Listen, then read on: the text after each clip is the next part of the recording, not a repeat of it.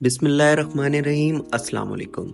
हालिया दिनों में भारत के कश्मीरी इलाके पर हमला हुआ, जिसमें भारत के 10 लोग और एक इंडियन आर्मी सोल्जर भी मारा गया।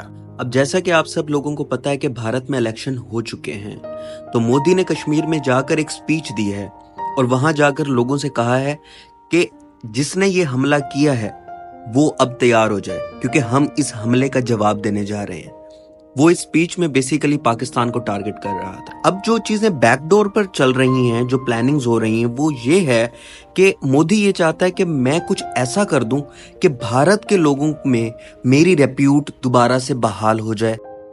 लेकिन भारत की न्यू पॉलिसीज के मुताबिक ये चीजें डिसाइड की जा चुकी हैं कि अब भारत ने पाकिस्तान के साथ कोई मामला खराब नहीं करना। लेकिन इस दफा की धमकी जो पाकिस्तान को भारत की तरफ से मिली है, इसको कभी भी इग्नोर नहीं करना, क्योंकि हमें ये चीज दिमाग में रखनी चाहिए कि ये जो सारा खेल खेला जा रहा है, ये मोदी के लिए बहुत जरूरी है।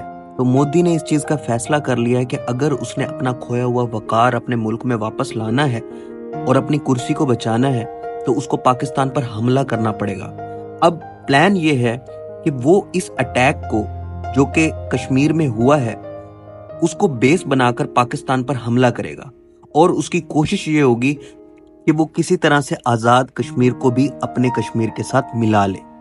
इसी तरह से वो अपने लोगों में अपनी रेप्यूट वापस ला सकता है। ये मोदी का प्लान है।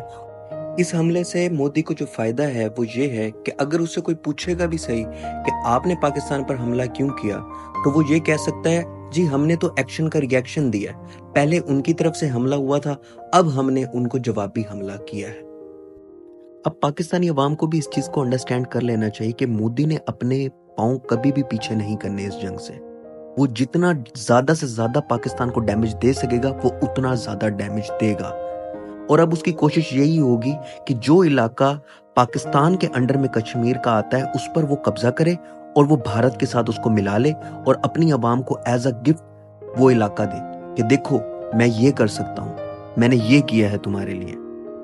और ये प्लान उसने अपने लोगों के साथ वाज़े तौर पर शेयर कर दिया है और एक तरह से उसने पाकिस्तान को भी अलर्ट कर दिया है कि उसने ये कहा है कि देखो जी, आपने किया है या नहीं किया, मुझे अब बचना है, तो मैं इसके लिए कुछ भी करने के लिए तैयार हूं। और मोदी इस मौके को कभी भी अपने हाथ से नहीं जाने देगा, क्योंकि उसको पता है इस वक्त पाकिस्तान इकोनॉमिकली बहुत डाउन है।